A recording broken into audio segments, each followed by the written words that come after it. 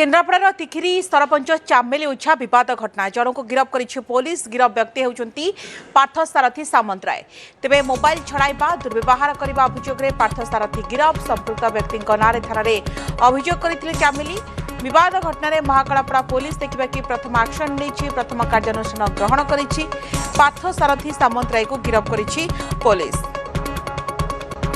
केन्द्रापड़ा महाकालापड़ा सरपंच चामेली उझा विवाद प्रसंग आक्रमण मोबाइल छड़ाइबा चामेली भाई को खराब व्यवहार प्रसंग में जन को गिरफ्त कर पार्थसारथी सामंतराय को गिरफ्त कर महाकालापड़ा पुलिस। सेपटे मेडिकल कड़ा पहरा भितर अच्छा चामेली।